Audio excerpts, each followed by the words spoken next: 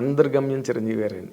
అలాంటి గమ్యాన్ని మీరు 2 చేతులతో పట్టుకున్నారు. చిరంజీవి గారిని రీచ్ అవ్వాలంటే చాలా ఉంటుంది సార్. ఫస్ట్ టైం వెళ్ళినప్పుడు ఒకటే మాట చెప్పారండి, అమ్మ కథ చెప్పడానికి వచ్చావు అండ్ నాకు అనిపించింది నేను చెప్తాను, నచ్చితే ఇంప్లిమెంట్ చేయి, లేదు అంటే ఎందుకు నచ్చదు నాకు చెప్పే అండ్ కాల్ నీదే లాస్ట్లో. What is your first feeling? ఒకటి చెప్తాను సార్, చరణ్ నా క్లాస్మేట్, నాకు ఓకే కథ నచ్చిందే సినిమాలు చేస్తారు సార్ ఎవరన్నా. అసలు బింబిసారా లేకపోతే వశిష్ఠ అనేవాడు లేడు. ఈ సినిమాకి సంబంధించి అశ్విని దత్ గారు కూడా నోటీస్ లాంటిది ఇవ్వడం, అవును ఫీల్ అయ్యారు, ఫేస్ చేశారండి. అంటే సార్ వాళ్ళు ఎందుకు ఇచ్చారో నాకు తెలియదు. అసలు ఈ సినిమా అనేది ఎంత వైడర్ స్పాన్ని క్యాచ్ చేస్తుంది? ఆయన కెరియర్లో టాప్ 10 ఫిలిమ్స్ ఉంటే ఫస్ట్ 3లో ఉండాలనుకుంటున్నాను సార్. ఇప్పుడు ఈ సినిమా ఎలాంటి ఇమేజ్ ఇస్తుంది సార్ చిరంజీవి గారు? సార్ సారీ టు సే, మీరు అడిగిన క్వశ్చన్లో తప్పు ఉంది సార్. ఏంటది? మనం దాన్ని చెడగొట్టకుండా ఉంటే చాలు. మీ ఆన్సర్ చాలా బాగుంది, నా క్వశ్చన్ మాత్రం రాంగ్ కాదు. ఇవ్వడానికి ఏం లేదు సార్ అక్కడ అంటాను నేను. అది ఒక రకంగా కరెక్ట్, అన్ని రకాలుగా అదే కరెక్ట్ సార్. కాదు, మీరు ఇక్కడ దొరికారు నాకు. నేను దొరకలేదు సార్. నా సినిమా రిలీజ్ తర్వాత మీరు చెప్పొచ్చు. నేను దొరకలేదు. ఎప్పుడండి రిలీజ్?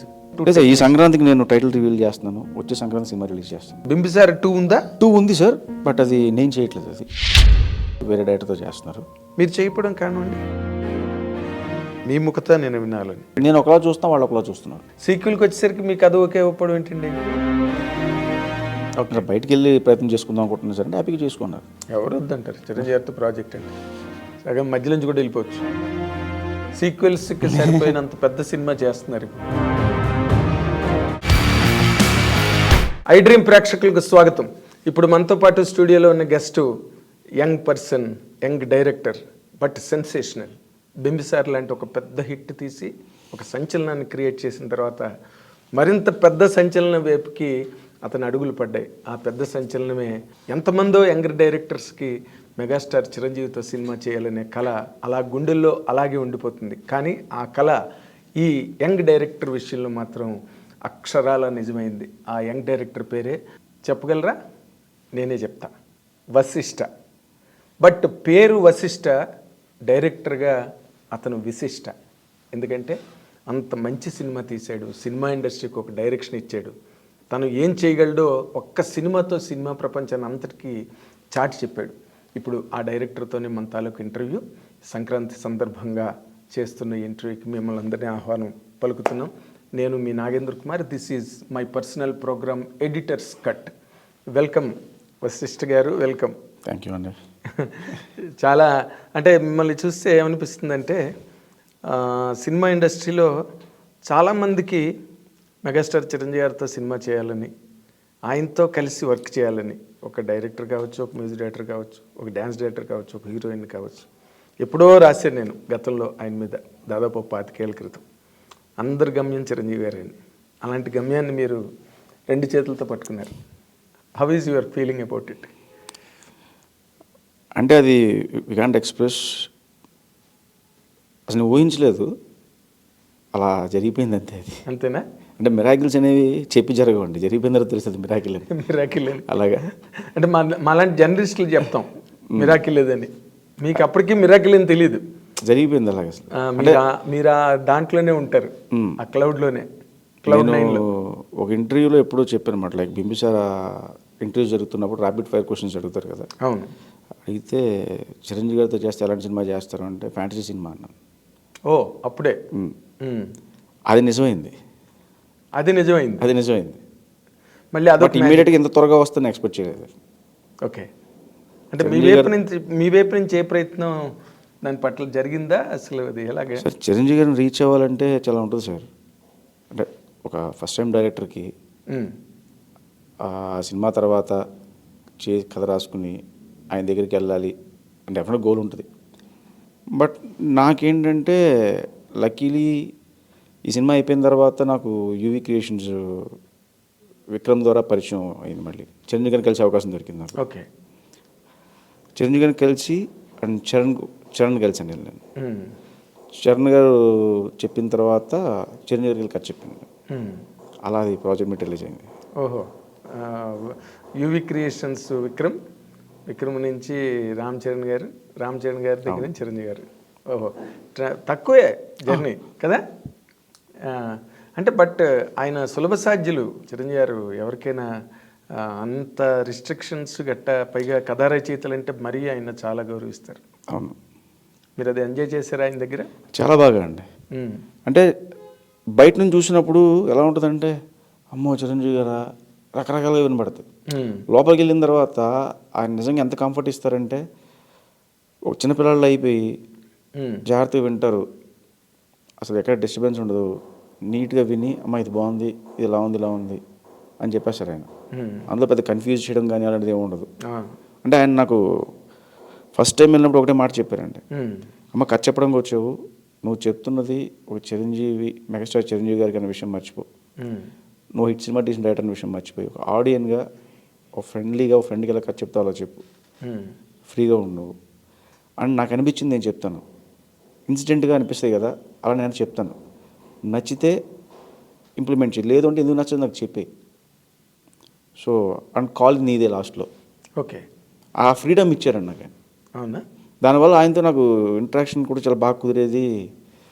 ఆయన దగ్గరికి వెళ్ళినప్పుడల్లా 1 hour 2 hours స్పెండ్ చేయడం నేను అక్కడ, అంత బాగా జరిగింది. అదే ఒక హోమ్లీ ఫీలింగ్. అవును, కంఫర్ట్ ఇస్తారు ఫస్ట్. ఎస్ ఎస్, అది అందరూ ఎంజాయ్ చేసే అట్మాస్ఫియర్. ఒక జర్నలిస్ట్కి కానీ, ఒక డైరెక్టర్కి కానీ, ఒక రైటర్కి కానీ. కానీ మీరు చిన్నప్పటి నుంచి చిరంజీవి గారి సినిమాలు చూసి ఏలలేసే బ్యాచ్ అనుకుంటాను నేను. అవును, అలాంటిది మొట్టమొదటి అసలు చిరంజీవి గారి దగ్గరికి వెళ్ళినప్పుడు what is your first feeling? అంటే దాని ముందు నేను చిరంజీవి గారిని కలిసానండి చాలాసార్లు. ఓహో ఓహో, అండ్ లాంగ్ బ్యాక్ ఎప్పటి నుంచి, ఎందుకంటే చరణ్తో పాటు నేను ఒకే స్కూల్ అండ్ కాలేజ్. చరణ్ నా క్లాస్మేట్ నాకు. ఓకే. సో అలాగా అండ్ అల్లు శిరీష్, చరణ్, రాణా అందరూ మేము బ్యాచ్ మేట్స్ మేడం. ఓకే. అలా నేను చిరంజీవి గారి ఇంటికి వెళ్ళేవాడిని నేను. ఓహో. సో అలా చూసి, అంటే డాడీ వీళ్ళందరూ ఉంది కాబట్టి అవును, అలా నాకు పరిచయం నాకు. ఓకే. ఆ తర్వాత మధ్యలో ఒక 10 days 15 days ఓ సినిమాకి కూడా పనిచేశాను. ఆయన సినిమాకి నేను. ఏ సినిమాకి? శంకర్దాదా MBBSకి అప్రెంటిస్కి వెళ్ళా. ఓకే. సో అలా కూడా నాకు ఆయన పరిచయం మాట. ఓకే. సో నిన్ను చూసి కొత్తగా ఫీల్ అయ్యేది ఏం లేదు ఆయన, కొత్త కుర్రాడు వచ్చాడు నా. బట్ డెఫినెట్గా అప్పుడు ఏదో మామూలుగా, ఇప్పుడు డైరెక్టర్కి వెళ్ళినప్పుడు ఒక ఎక్సైట్మెంట్ ఉంటుంది. ఎస్ చిరంజీవి గారు కథ చెప్తున్నావు. ఎస్, ముందు రోజు రాత్రి ఎలాగా ఖచ్చితంగా ఆ టెన్షన్, ఆబ్వియస్లీ ఆ టెన్షన్ ఉంటుందండి. అవునా? ఏంటి, what is the special homework మీరు చేసింది? చిరంజీవి గారికి రేపు కథ చెప్పబోతున్నావు, and all time great hero, and of course మీకు ఫ్యామిలీతో రిలేషన్ కూడా ఉంది కాబట్టి. అంటే ఒకటి చెప్తాను సార్, హీరో డైరెక్టర్ ఎంత ఫ్రెండ్స్ అయినా అవ్వచ్చు, లేకపోతే వేరే రిలేషన్ అయినా ఉండొచ్చు, కానీ కథ నచ్చిందే సినిమాలు చేస్తారు సార్ ఎవరన్నా. మనం చెప్పే కథ నచ్చాలి. ఎస్. ఈవెన్ బ్యాక్గ్రౌండ్ కూడా ఒకటే చెప్తా, ఎక్కడి దాకా తీసుకెళ్తుంటే ఫోన్ కాల్ వరకు తీసుకెళ్తారు. సార్ ఐఎమ్ సో అంటే ఓకే రామ్మా అంటారు. అక్కడికి వెళ్ళిన తర్వాత మనం కథ చెప్పి ఒప్పించుకోవాలి. మనం చెప్పే కథ నడిపిస్తే తప్పితే ఓకే ఈ నా ఫ్రెండ్ కొడుకు, లేకపోతే ఈయన నా అబ్బాయి వాళ్ళ అబ్బాయి, అవన్నీ నడవండి.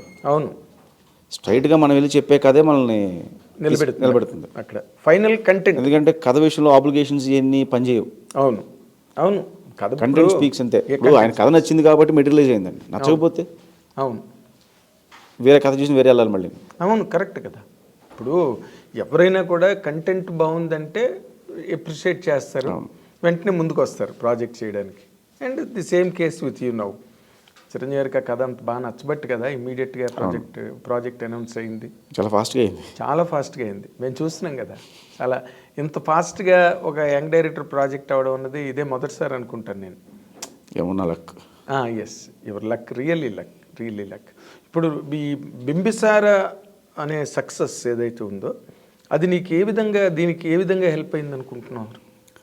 అంటే మనం తీసిన బింబిసార సినిమా అని నేను ప్రూవ్ చేసింది, ఓహో ఇతను డీల్ చేయగలడు ఈ సినిమాని, ఇతను కంటెంట్ బట్టి మూవ్ అవుతాడు, ఫ్యాంటసీ జోనర్లో ఇతను రన్ చేస్తున్నాడు సినిమాని. అంటే బేసికల్గా అవతల వాళ్ళకి ముందు నమ్మకం ఉంటుంది, ఓకే ఇంత పెద్ద సినిమా డీల్ చేశాడు అన్న నమ్మకం వాళ్ళు కలిగించింది ఆ సినిమా చూడడం వల్ల. సో ఇప్పుడు నేను కథ ఏదైనా చెప్పినా కూడా వాళ్ళు నా బ్యాక్గ్రౌండ్లో బింబిసార రన్ అవుతుంటుంది వాళ్ళకి. ఎస్. సో అది నాకు బాగా హెల్ప్ అయింది, అన్న లైఫ్ మార్చింది మొత్తం బింబిసార. అంతేగా, అసలు బింబిసార వచ్చిన తర్వాత కదా వశిష్ఠ గురించి మాట్లాడి కూడా మొదలెట్టారు. అవును. లేకపోతే వశిష్ఠ ఎవరో ప్రపంచం అసలు ఎవరో బింబిసారా లేకపోతే వశిష్ఠ అనేవాడు లేడు. లేడు. దానికి కూడా చాలా లాంగ్ ట్రావెల్ కదా ఆ సినిమాకి. అన్నాళ్ళు ఎలా భరించారు అసలు? ఒక్క స్క్రిప్ట్ పట్టుకున్నారే, ఈ స్క్రిప్ట్ నచ్చట్లేదు, మరి ఇంకో స్క్రిప్ట్ చేసుకుందాం అని అనుకోలేదా? అంటే సార్ భరించాడు, ఓపిక పట్టాడు, ఇలాంటివి మాట్లాడతారు సార్, అవన్నీ కరెక్ట్ కాదు. ఓకే. ఇప్పుడు ఏ పనికైనా మొదలుపెట్టిన తర్వాత ఓ టైం పడుతుంది, ఆ టైం రావాలి. ఇప్పుడు నేను ఈ బింబిసార్ అనే కథ నేను 2019లో చెప్పాను. నేను 19 జాన్లో చెప్పాను ఐడియా కళ్యాణ్ గారికి. చెప్పిన తర్వాత హరి గారికి చెప్పాం. ఇమ్మీడియట్గా ఓకే అన్నారు. ఓకే అన్న తర్వాత కథలో కూర్చున్నాము, ప్రాసెస్ స్టార్ట్ అయింది. స్టార్ట్ అయ్యి ఆయన ఆ టైంలో వేరే సినిమా చేస్తున్నారు, అది అయిపోయిన తర్వాత చేద్దామన్నారు. మేము కథలో కూర్చుని కథ డిస్కషన్స్, ఇంకా కథ డీటెయిలింగ్ వెళ్దాము, ఈ ప్రాసెస్కి వెళ్ళాం. కరెక్ట్గా ఆ షూటింగ్ మొదలుపెట్టిన 5 డేస్కి కోవిడ్ వచ్చింది. అవును. మార్చ్ 10th మేము 8th మొదలు పెట్టాము. కరెక్ట్గా అప్పుడే 10th 11th రోజు మోడీ గారు అనౌన్స్ చేశారు షట్ డౌన్ అని చెప్పి, లాక్డౌన్ అని చెప్పి. కరెక్ట్గా 15th మూసారు. 5 days షూట్ చేసాం. ఆ బింబిసార్లో దర్బార్ సీక్వెన్స్ ఏదైతే ఉందో ముసలి మీద నడిచి వెళ్ళేది, ఫస్ట్ పెట్టడమే ఆ సీక్వెన్స్ పెట్టారు. ఓకే. అది షూట్ దర్బార్ సీక్వెన్స్ ఫినిష్ చేసాము, లాక్డౌన్ అన్నారు. ఇంకా అక్కడ నుంచి మనకు రకరకాల థాట్స్, మన సినిమా ఉంటుందా ఉండదా, ఓటీటీలు వచ్చినాయి, థియేటర్ జనం రారు, ఇలాంటివన్నీ ఏంట్రా కరెక్ట్ నానా కష్టాలు పడి హెటర్ అయిన తర్వాత ఈ కష్టాలు ఏంటి, అసలు ప్రపంచం ఆగిపోయేలా ఉంది, అవును, అసలు ప్రపంచాన్ని మన సినిమా తీస్తాం చూపించగలవా, ఇలాంటి డౌట్స్ అనేవి రజనీ. కానీ బట్ గట్స్ అనేవి ప్రొడ్యూసర్ హరి గారికి అండి, ఆయన నమ్మకం. ఆయనకి చాలామంది చెప్పారు ఎందుకు ఆపేయండి, ఎక్కడితో అయిపోయింది, ఎవరో చూడరు, 5 రోజులు ఓటీటీలు వేసేయాలి, థియేటర్లకు ఎవరు రారు అని చెప్పినా కూడా ఆయన కళ్యాణ్ రామ్ గారు చాలా స్ట్రాంగ్గా నిలబడ్డారు. ద డే 1 కథను ఎలా నమ్మారో దట్ డే లాస్ట్ డే వరకు కూడా అదే నమ్మకం మీద ఉన్నారు. అసలు అలాంటి కథని ఊహించి అలాంటి కథని తెరకెక్కించడానికి మీకు హెల్ప్ అయిన పాయింట్లు ఏంటండి? నేను బింబిసార్ నేను చూశాను. It's quite a different film, different plotting, different take off. ప్రతి దానిలోనే ఒక డిఫరెన్స్ కనిపిస్తుంది ఆ సినిమాలో టోటల్గా. దానికి ఏంటి అసలు, what is your inspiration for that? అంటే ఇన్స్పిరేషన్ అంటే యాక్చువల్ కథ నేను ఫస్ట్ చేద్దాం అనుకున్నప్పుడు నాది ఒక చిన్న ఐడియా ఉండేది. మనకు చిన్నప్పటి నుంచి చాలా పాత సినిమా, నేను ఎక్కువ బేసికల్గా పాత రామారావు గారి సినిమాలు ఇవన్నీ బాగా చూస్తాను, విట్లాచారి గారి సినిమాలు ఇవన్నీ ఎక్కువ చూస్తాను. మ్యాజికల్ మిర్రర్, మాయాదర్పణం అంటాం కదా. అవును. మాయాదర్పణం దానికి చాలా అట్లు చూశాను, నేను విన్నాను. Okay, what if magical mirror నుంచి ఇటు నుంచి అటు వచ్చేస్తే ఎలా ఉంటుంది అని ఒక ఐడియా. అది అలా జనరేట్ అయిన ఐడియా. ఓకే. అయ్యి సరే ఎక్కడి నుంచి ఎక్కడికి తీసుకెళ్దాం అన్నప్పుడు వేరే ప్రపంచం నుంచి వేరే పాస్ట్ నుంచి ప్రజెంట్ తీసుకొద్దాం అన్న ఐడియాతో మొదలయ్యి ప్యారల్ వరల్డ్ చేస్తే ఎలా ఉంటుంది మళ్ళీ డిస్కషన్లో వచ్చినప్పుడు. సో ప్యారల్ వరల్డ్లో అక్కడెక్కడ జరుగుతుంది, అక్కడ ఉన్నవాడు మిర్రర్ దాటి ఇక్కడికి వచ్చేయాలి, మిర్రర్ ద్వారా. సో ఇక్కడికి వచ్చి ఎలా ఫేస్ చేస్తాడు. ఇప్పుడు రెగ్యులర్గా మనం ఎక్కడి నుంచి అమెరికా వెళ్తే పెద్ద ఇబ్బంది పడేదే ఉండదు. అవును. వేరే ఏ కంట్రీలో కూడా ఇబ్బంది పడం. అదే ఒక రాజు అక్కడి నుంచి ఇక్కడికి వచ్చేస్తే ఇవన్నీ వాడు కొత్తగా ఉంటాయి, ఇవన్నీ ఇబ్బంది పడతారు. అవును. ఆ కాలం నుంచి ఈ కాలంకి వచ్చి వాడు పడే ఇబ్బందులు ఎలా ఆ ఐడియాని జనరేట్ అయింది. ఆ తర్వాత నాకు మీరు ఆ ఇంటర్వెల్ సీక్వెన్స్ గుర్తుండుంటే, అవును, బింబిసారుడు విగ్రహానికి వాళ్ళ ఫ్యామిలీ మెంబర్స్ దండలేస్తారు. అవును. అది బేసిక్ ఇన్స్పిరేషన్ నాకు. మన ఇక్కడ టీఆర్ఎస్ ఆఫీస్ పక్కన ఒక స్టాచ్యూ ఉంటుందండి, మహావీర్ జైన్ అని. అవును. చాలా మంది అని ఛత్రపతి శివాజీ స్టాచ్యూ అనుకుంటారు, కాదు. అవును.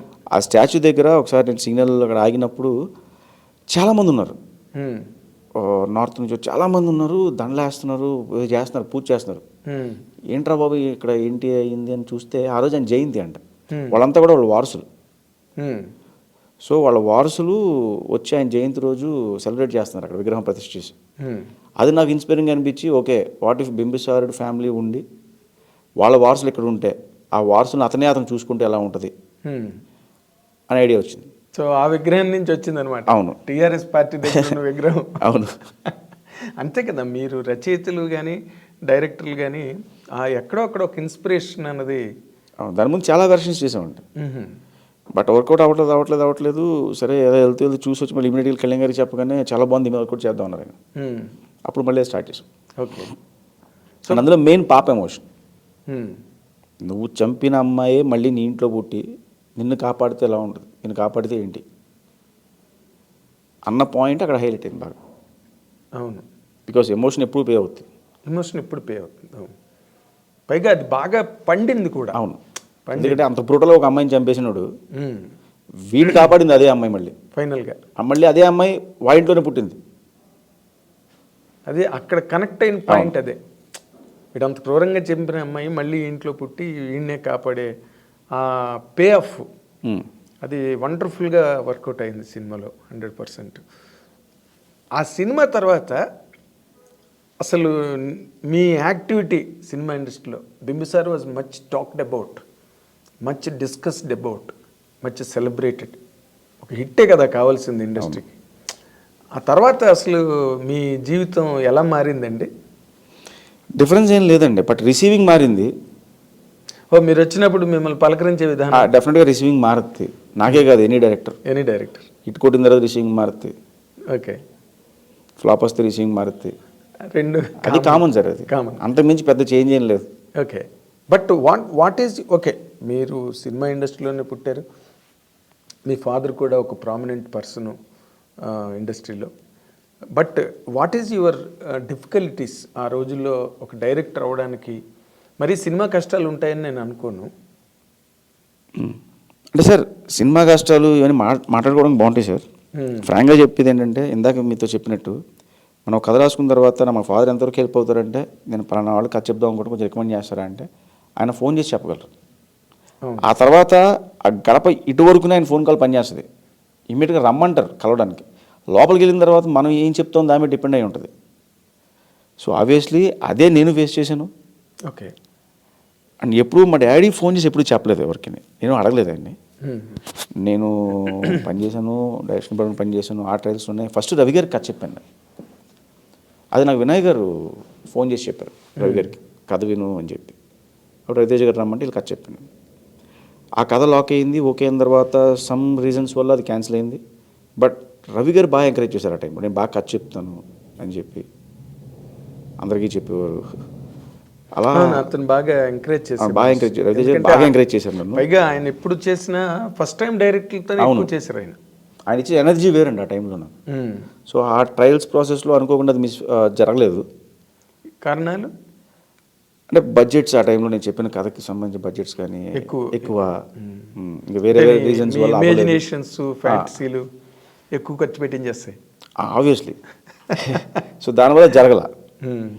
అంటే కొత్త డైరెక్టర్ మీద అంత పెట్టడం భయపడ్డారా? సో డెఫినెట్గా ప్రొడ్యూసర్ చూసుకోవాలి కదా సార్. ప్రొడ్యూసర్ వరకు వెళ్ళింది ఆ ప్రాజెక్ట్? లేదు, ఈ ప్రాసెస్లోనే మాకే ప్రాసెస్లోనే అది బడ్జెట్ పెరిగింది. అలా అలా అనుకోకుండా ఆయన కూడా ఏంటో బ్యాక్ టు బ్యాక్ ప్రాజెక్ట్స్ జరుగుతున్నాయి, అలా డిలే అయిపోయింది అది. Okay okay. సో తర్వాత అక్కడి నుంచి ఇక్కడికి షిఫ్ట్ వచ్చింది. ఎక్కడికి? బింబిసార క్వార్టర్కి. మధ్యలో ఇంకొకటి స్టార్ట్ అయిందండి. ఓకే. మధ్యలో అల్లు శిరీష్తో సినిమా ఒకటి స్టార్ట్ అయింది నాకు. స్టార్ట్ అయింది, ఓపెనింగ్ అయిపోయింది. ఓపెనింగ్ అయిపోయిన తర్వాత మేము అనుకున్నప్పుడు కథ చాలా చిన్నది, ఆ తర్వాత చేసే ప్రాసెస్ చాలా పెద్దగా మారింది. మారినప్పుడు భయం వేసింది మాకే, అంటే బడ్జెట్. ఆ టైంలో అతను అనుకున్న మార్కెట్కి 3 times ఎక్కువైంది బడ్జెట్. సో చేయడం వల్ల ప్రొడ్యూసర్ ఇబ్బందులు పడతారు. సో అప్పుడు అరవింద్ గారే డైరెక్ట్గా అన్నారు, ఇంత బడ్జెట్ పెరుగుతున్నప్పుడు కరెక్ట్ కాదు ఇది అని చెప్పి అన్నప్పుడు హీరో నేను కూడా అండర్స్టాండింగ్ మీద వచ్చి ఓకే ఇది ఆపేద్దాం, ఎందుకంటే సినిమా బాగున్నా కూడా వర్కౌట్ అవ్వదు, ప్రొడ్యూసర్ వర్కౌట్ అవ్వనప్పుడు చేయడం కరెక్ట్ కాదు కదా అన్నప్పుడు అలా కాల్ ఆఫ్ చేశాను. ఓకే. అలా కాల్ ఆఫ్ చేసి అక్కడి నుంచి మళ్ళీ నా ప్రయత్నాలు నేను మొదలెట్టుకుంటూ ఉన్నాను. అలా ఓ రోజు కళ్యాణ్ రామ్ గారికి నేను ఈ 2 సినిమాలు ఒకదాని తర్వాత ఒకటి బ్యాక్ టు బ్యాక్ ఆగిపోతే బాధ అనిపించలేదా? సో డెఫినెట్గా బాధ అనిపిస్తుంది సార్, బట్ మూవ్ ఆన్ అయిపోవాలి నెక్స్ట్ డే. ఓకే. అదే పెట్టుకుని కూర్చుంటే ముందుకు వెళ్ళాం కదా. అవును, కరెక్ట్. పాజిటివ్ యాటిట్యూడ్ ఉండాలి. మీరు బాధపడడం వల్ల వాళ్ళు ఏం సినిమా మళ్ళీ స్టార్ట్ చేయరు, ఎందుకు బాధపడడం, ఓకే అయిపోయింది, వాట్ నెక్స్ట్. ఓకే. సో ఇమీడియట్గా కళ్యాణ్ రామ్ గారిని కలిసాను. ఆయనే కథ ఓకే చేశారంటగా అసలు ముందు? ఫస్ట్ ఓకే చేసింది ఆయన కథ. జస్ట్ ఆయనకి మెసేజ్ పెట్టాను నేను, సార్ ఇలా ఒకసారి కలవాలి ఐఎమ్ సో అండ్ సో అంటే ఆయన ఇమీడియట్గా పిలిచారు. అప్పుడు కరెక్ట్గా మహానాయకుడు షూట్ జరుగుతుంది. లొకేషన్కి వెళ్ళినప్పుడు ఏంటమ్మా అంటే ఇలా కథ చెప్పాలి సార్ అంటే ఒక 2 minutes ఐడియాగా చెప్తాను సార్ అన్న. అని చెప్పినప్పుడు ఒకడు అక్కడ నుంచి ఒక మిర్రర్లో ఇక్కడికి వచ్చేస్తాడు సార్, ఇక్కడికి వచ్చి ఎలా ఇబ్బంది ఫేస్ అయ్యాడు అనేది కథ, ఇది ఐడియా సార్ అన్న. ఆయనకి నచ్చింది. ఆయనకి ఎప్పుడు ఆదిత్య 360 అంటే చాలా ఇష్టమైన సినిమా అది. సో టైం ట్రావెల్ మీద చేయాలి అనుకున్నారు. నా అదృష్టం కూడా ఆ టైంలో నేను కరెక్ట్గా అదే చెప్పాను నేను. నచ్చి నెక్స్ట్ డే ఇమ్మీడియట్గా ఆయన పిలిచి కథ విన్నారు. కథ విని కథ బాగుందని చెప్పి హరిగారికి చెప్పారు. ఆ 2 days తర్వాత ఆయన కథ విన్న రోజు లాక్ చేశారు ఆయన. అవునా? ఓకే. ఇంకా అక్కడ నుంచి జర్నీ స్టార్ట్ అయింది. ఈ కోవిడ్లు అవి ఇవి. బట్ కోవిడ్ని కూడా మేము వాడుకున్నాం యాక్చువల్గా. ఎలా? సీజీలకు టైం దొరికేది. ఓకే. బట్ 5 రోజులు ఎంత కదా కోవిడ్ ముందు మీరు చేసిందంటే, కానీ డిస్కషన్స్కి ఓకే బ్రేక్ డౌన్స్కి ఈ టైం అంతా పని అయ్యేది. అదే ఎక్కువ టైం స్పేర్ చేయగలిగారు. అవును. దాని మీద డిస్కషన్స్ వాటికి ఎక్కువ టైం కావాల్సినంత టైం దొరికింది మీకు. అవును. లాక్డౌన్. సో లాక్డౌన్ హెల్ప్ అయింది మీకు. బాగా కలిసి వచ్చింది నాకు. Very nice, very nice. So ఆ తర్వాత బింబిసార తర్వాత చిరంజీవి గారి దగ్గరికి వెళ్ళి మధ్య రోజుల్లో what are your trial and errors? వెంటనే చిరంజీవి గారి దగ్గరికి వెళ్ళిపోవడం జరిగిందా? ఎందుకంటే ఆయనకి అప్పటికి కళ్యాణ్ కృష్ణ గారి ప్రాజెక్ట్ ఉండే. దానికి ముందు బింబిసార తర్వాత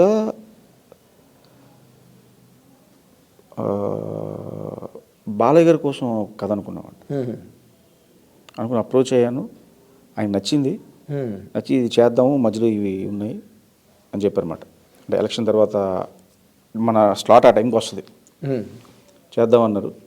ఓకే సార్ అన్న తర్వాత మళ్ళీ సార్ అప్పుడు దాకా మనం వేరే ట్రయల్స్ మొదలు పెడతాం కదా. అవును కదా. అలా ఓ పాయింట్ అనుకుని దాన్ని చెప్పే ప్రాసెస్లో విక్కీ నుంచి చరణ్ దగ్గరికి, చరణ్ దగ్గర నుంచి చిరంజీవి గారి దగ్గరికి వచ్చింది. ఓకే. ఓకే. ఇప్పుడు బాలయ్య గారికి చెప్పింది కూడా ఇలాంటి ఫ్యాంటసీ కథేనా? అది వేరే జోనర్ ఆఫ్ ఫిల్మ్ అండి. ఓకే. అంటే ఆయన ఇమేజ్ వైలెన్స్ అదంతా యాక్షన్ ఇమోషను అది వేరే జోనర్ టోటల్గా. ఓకే. ఫ్యాంటసీ కాదు అది. ఫ్యాంటసీయే కానీ కైండ్ ఆఫ్ మ్యాజికల్ ఫిల్మ్ అది కూడా. సో మీరు ఇలాగేనా మీ కథలన్నీ ఇలాగే ఉంటాయా? ఇలాగే ఆలోచిస్తారా? అంటే ఏం లేదు సార్, మనకంటూ జోనర్ క్రియేట్ చేసుకుంటే జోనర్లో కంఫర్ట్గా ఉంటాం. కరెక్ట్. అంటే ఈ జానర్స్ ఇవన్నీ క్రియేట్ చేయడం కూడా కష్టమే కదండి. అవును. ఇప్పుడు సినిమాకు ఒక ప్లాటింగ్ రావాలంటే దానికి మీరు what is the base of your inspiration? వాటిని స్టడీ చేయడమా, పాత సినిమాలా, లేకపోతే హాలీవుడ్ ఫిలిమ్సా, కథలు చదవడమా, నవల్స్ చదవడమా, ఫెయిరీ టేల్సా, ఏంటి? నవల్స్ చదవడాలు కదలండి అంటే ఏం లేవండి. చదివితే నాకు నిద్ర వస్తుంది. అంతేనా? టు బి ఫ్రాంక్, చదవడం బుక్ ఓపెన్ చేస్తే పడుకుంటాను నేను. అంతేనా? నాకు ప్యూర్లీ పాత సినిమాలు సార్, తెలుగు సినిమాలే. ఓన్లీ తెలుగు పాత రామారావు గారి, నాగేశ్వరరావు గారి, కాంతారావు గారి సినిమాలు, విట్లాచారి గారి సినిమాలు ఇవే.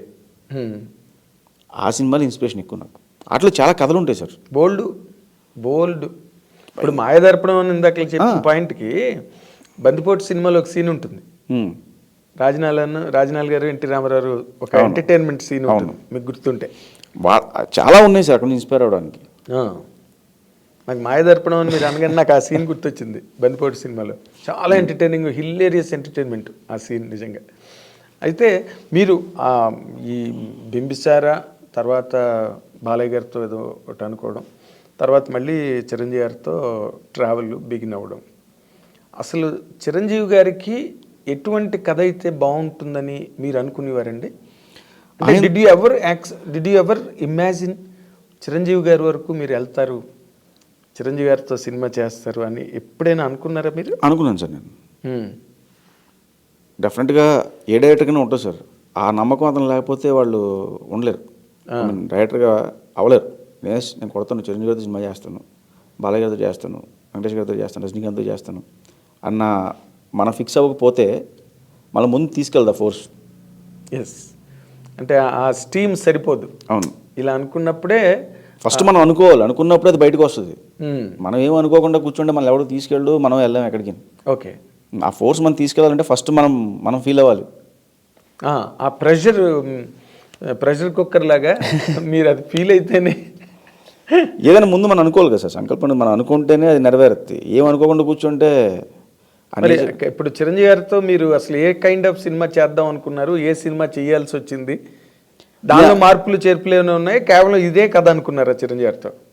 ఆయనతో ఏ కథ అయితే అనుకున్నా ఆ కథే చేస్తున్నారండి. అంతేనా? మళ్ళీ కథ మార్పులు గట్ట ఏం జరగలే, ఒకటే లైన్ అనుకున్నారు, ఆ లైన్తోనే చేస్తున్నారు. అంతేనా?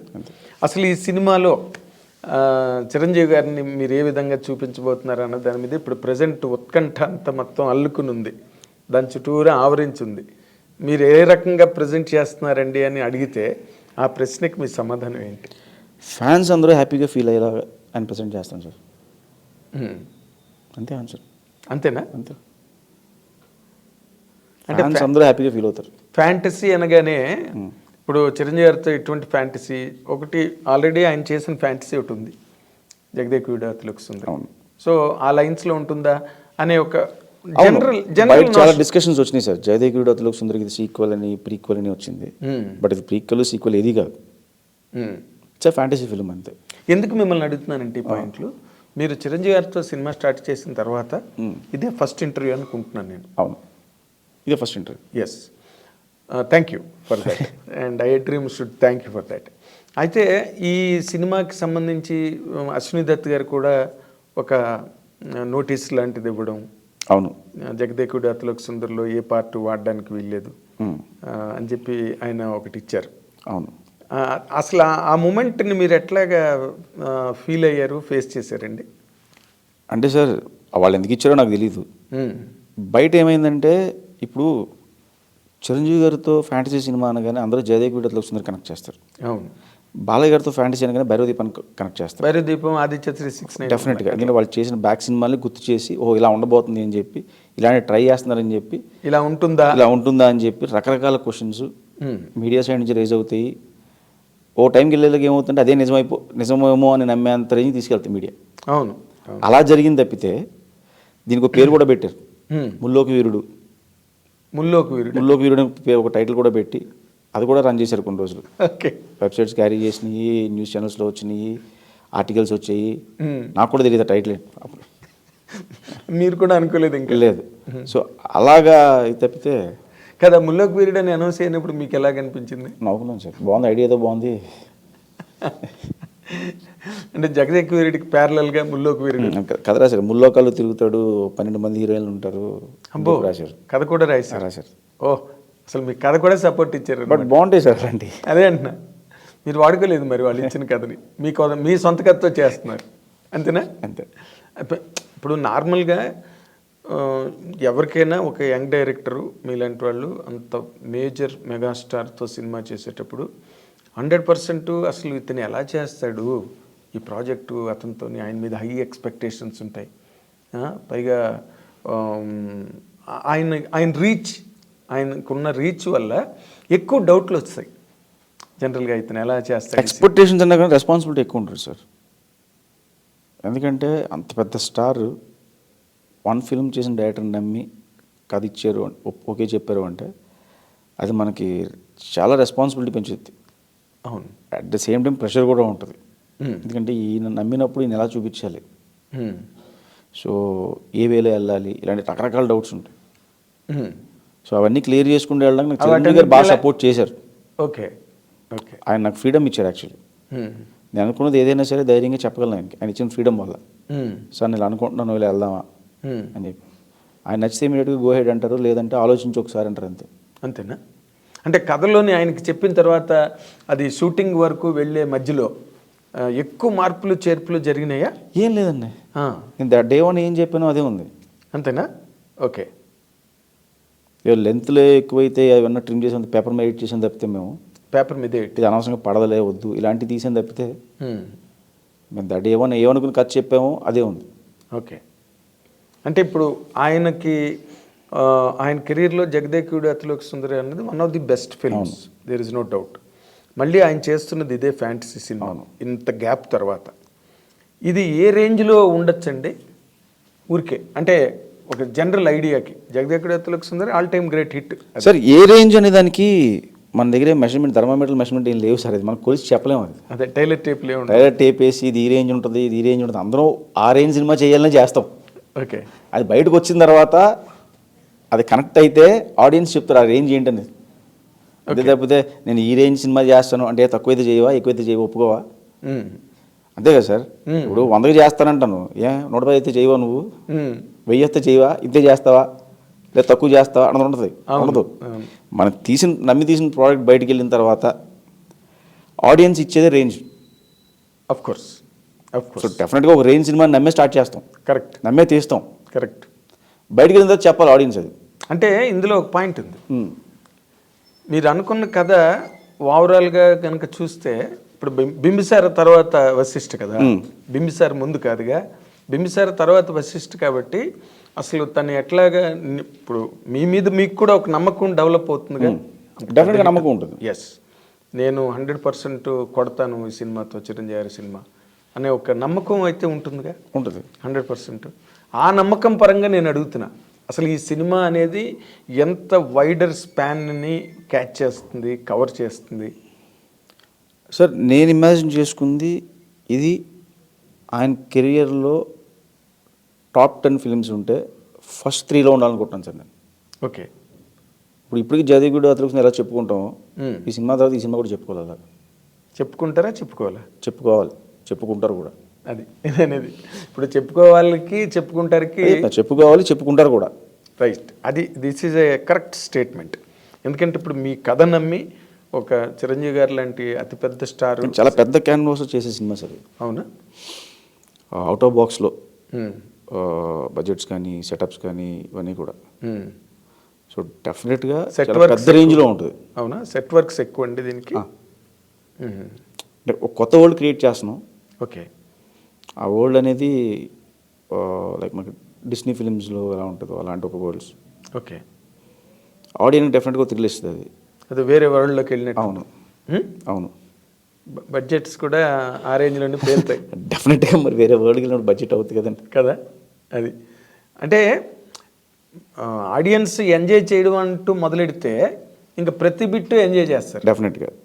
ఏదో ఒక బ్లాక్ బాగుందిరా, లేకపోతే ఫస్ట్ హాఫ్లో బాగుంది, సెకండ్ హాఫ్ బ్లాక్ బాగుంది అని అనుకుంటే అది వేరే. బట్ ఎవ్రీ బిట్ ఎప్పుడైతే ఎంజాయబుల్గా ఉంటుందో టేక్ ఆఫ్ దగ్గర నుంచి, కథపరంగా చెప్పాలి అంటే, కథపరంగా మాట్లాడుకోవాలంటే మీ కథను మీరు ఏం చెప్తారు సార్ ఆ కథ గురించి? అంటే నాకు అర్థం కాలేదు మీరు అడిగిన క్వశ్చన్. ఇప్పుడు కథ గురించి చెప్పాలి అని అంటే ఈ కథలో ఒక ఎంటర్టైన్మెంట్ కానీ, లేకపోతే థ్రిల్లింగ్ ఎక్స్పీరియన్సెస్ కానీ, లేకపోతే ఒక ఇమోషనల్ బెంట్ కానీ దాంట్లో ఇవన్నీ ఉంటాయా, లేకపోతే కంప్లీట్గా ఒక ఎంటర్టైన్మెంట్ లాగే వెళ్ళిపోతుంది? It's emotional film sir. ఒక చిన్న ఎంటర్టైన్మెంట్తో స్టార్ట్ అయ్యి ఒక ఎమోషనల్గా ఒక ఫ్యాంటసీ వరల్డ్లోకి ఎంటర్ అవుతాం. బేసికల్గా ఎమోషన్ లేకపోతే ఏ సినిమా ఆడదు సార్. నా నమ్మకం, నాకు తెలిసిన నాలెడ్జ్ ప్రకారం, యాజ్ పర్ మై నాలెడ్జ్, నాకు తెలిసిన నాలెడ్జ్ ప్రకారం ఎమోషన్ అనేది సినిమాని నిలబెడితే నమ్ముతున్నాను. కరెక్ట్. దానికి ఇవన్నీ కూడా డెకరేషన్స్ అంతే. సో ఒక ఎమోషనల్ డ్రామా ఉంటుంది. ఏంటి ఎమోషనల్ డ్రామా? అది ఇప్పుడు చెప్పకూడదు సార్. అంతేనా? మీరు నెక్స్ట్ రిలీజ్ తర్వాత తీసుకోవాల్సిన ఇంటర్వ్యూ ఇప్పుడు తీసుకుంటున్నారు. అంటే ఇప్పుడు మళ్ళీ మీ ఇంటర్వ్యూ మీరు రిలీజ్ అయ్యి అంత పెద్ద హిట్ అయిన తర్వాత గ్యారంటీగా దాని మీద చాలా హై ఎక్స్పెక్టేషన్ ఉంది ఫిల్మ్ మీద. ఎందుకంటే మీరు బాగా బింబిసార్ బాగా హ్యాండిల్ చేశారు. ఆ నమ్మకం మీ మీద అభిమానులకు కానీ జనరల్ ట్రేడ్కి కానీ ఉంది. సో అప్పుడు మళ్ళీ నేను ఇంటర్వ్యూ చేస్తాను. ఇప్పుడు ఈ రెండు మ్యాచ్ చేస్తాను. అప్పుడు మీరు అడిగిన క్వశ్చన్ ఆన్సర్లు మీకు తెలుసు, సినిమాల్లోనే కనిపించిపోతుంది. మీరు చెప్పేది ఏముంది అప్పుడు? అది ఇప్పుడు చెప్తేనే దాని తాలూ కిక్. ఇప్పుడు చెప్ప అప్పుడు మేమే చెప్తాం. అది అప్పుడు మేమే చెప్తాం ఆ సినిమాలో పాయింట్ ఏంటి, సినిమా చూసి. It is too early to reveal sir, చాలా టైం ఉంది ఇంకా. Of course. ఇప్పుడు మెగా 156కి ఏవో కొన్ని టైటిల్స్, ఇందాకలో మీరు ముల్లోక వీరుడు, తర్వాత ఇంకేదో విశ్వంభర, ఇలాగ బయటకు వచ్చాయి. టైటిల్ అనౌన్స్మెంట్ అన్నది ఎంత దూరంలో ఉంది? ఏ టైటిల్ అవ్వచ్చు? ముల్లోక వీరుడు అవ్వచ్చా, విశ్వంభర కావచ్చా? చాలా దగ్గరలోనే ఉంది సార్. డెఫినెట్గా 3 ఆటల్లో ఒక టైటిల్. 3 ఉన్నాయా? మీరే చెప్పారు 3 ఉన్నాయని. అదే ముల్లోక వీరుడు అన్నారు, విశ్వంభర ఒకటి ఉంది, తర్వాత జయదేవి వీరుని కథను కూడా రన్ అవుతుంది బయట. ఓకే. వాటిలో ఒకటి అవుతుంది. వాటిలో ఒకటి అవుతుంది. ఎప్పుడండి అనౌన్స్మెంట్? మోస్ట్లీ సంక్రాంతికి ఇవ్వచ్చు సార్. సంక్రాంతికి అంటే వర్క్ జరుగుతుంది దాన్ని బట్టి. అదే లాస్ట్ ఇయర్ సంక్రాంతికి వాల్టర్ వీరయ్య రిలీజ్ అయింది. 1 ఇయర్కి మళ్ళీ మీరు టైటిల్తో బయటకు వస్తాం, టైటిల్ రివీల్ చేస్తారు. అంటే ఈ మూడిట్లో ఏదో ఒకటైతే గ్యారంటీ ఉండొచ్చా? ఓకే. తర్వాత నార్మల్గా ఒక డైరెక్టర్గా మీరు కనుక ఒక సినిమాని అనలైజ్ చేయాలంటే, ఇప్పుడు ఈ రోజున అంటే సినిమా ఆడియన్స్, సినీ గోయర్స్ అందరూ కూడా బాగా వరల్డ్ సినిమాకి బాగా అలవాటు పడిపోయారు. అంటే వాళ్ళు ఫ్యాంటసీలు చూశారు, యాక్షన్లు చూశారు, ఎంటర్టైన్మెంట్లు చూశారు, కామెడీ చూశారు. ఇది ఆల్ లాంగ్వేజెస్, వరల్డ్లో ఎన్ని లాంగ్వేజెస్ ఉన్నాయో సబ్ టైటిల్స్తో చూడడం అనేది బాగా అలవాటు పడిపోయారు. ఉమ్, ఏది లాక్డౌన్ టైంలో. అవును. ఇప్పుడు దాంట్లో వాళ్ళందరినీ డైవర్ట్ చేయగలను నేను, ఇది వేరే కొత్త వరల్డ్ క్రియేట్ చేసి నేను చూపించగలను అన్న నమ్మకం మీకు ఉందండి?